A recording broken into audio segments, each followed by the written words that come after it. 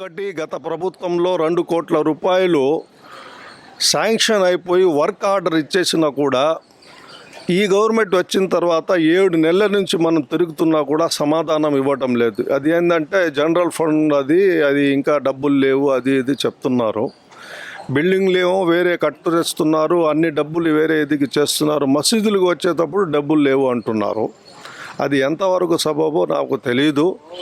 మేము రిక్వెస్ట్ చేస్తున్నాం ఈ గవర్నమెంట్కి, నారాయణ గారికి కావచ్చు, అబ్దుల్ అజీజ్ గారికి కావచ్చు, వక్ఫ్ బోర్డ్ చైర్మన్ గారికి, చంద్రబాబు నాయుడు గారికి, సనాతన ధర్మాన్ని కాపాడే పవన్ కళ్యాణ్ గారికి, అయ్యా మీరు మసీదులకి వర్క్ ఆర్డర్ ఇచ్చి ఆపడం ఎంతవరకు సబబో అది కొంచెం ఆలోచించాలి. అలాగే మన డిమార్ట్ దగ్గర వక్ఫ్ బోర్డు స్థలం అని హైకోర్టులో మాది లేకపోతే స్టే ఎట్టా ఇస్తారు? సుప్రీంకోర్టులో 2005లోనే ఇస్తే ఈరోజు కమిషనర్ గారు అది మీది కాదు గవర్నమెంట్ది ఏమో అని అనుకుంటున్నాం మేము.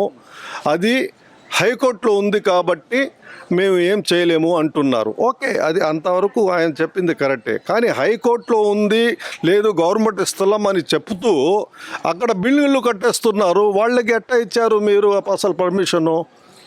ఏదైతే రాష్ట్ర వక్ఫ్ బోర్డ్ చైర్మన్గా పదవి బాధ్యతలు తీసుకున్నటువంటి మన అబ్దుల్ అజీజ్ గారికి ఒకే ఒక విన్నపం చేసుకుంటా ఉన్నాం. అయ్యా 65,000 ఎకరాల వక్ఫ్ బోర్డ్ భూమి యొక్క రాష్ట్రంలో ఉంటే దాంట్లో 35,000 ఎకరాల భూమి అన్యాక్రాంతమైంది. ఆ భూమిని ఎలాగైనా పరిరక్షించి వక్ఫ్ బోర్డుకి మళ్ళీ అప్పచెప్పే విధంగా కార్యాచరణ చేస్తామని చెప్పారు.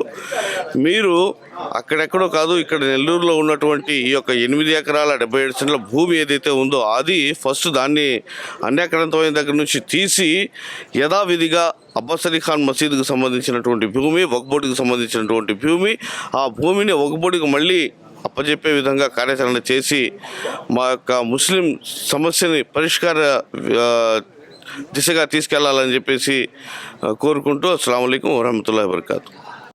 కోట్ల విలువ చేసే భూములు ఆక్రమణకు గురి అయి అవి వక్ఫ్ బోర్డుకి నోచకుండా దుర్మార్గులు చేశారు. మరి ఏదైతే మాగుంట లేఅవుట్లో 601, 602లో 8 ఎకరాల 77 సెంట్లు భూమి అది వక్ఫ్ బోర్డుది అని హైకోర్టు నుంచి స్టే ఆర్డర్ తీసుకువచ్చాం. మరి సుప్రీంకోర్టులో 2005 నుంచి స్టేటస్కు ఉంది. అయితే కొంతమంది ఆ భూమిని ఆక్రమించుకొని నిర్మాణాలు చేపట్టారు.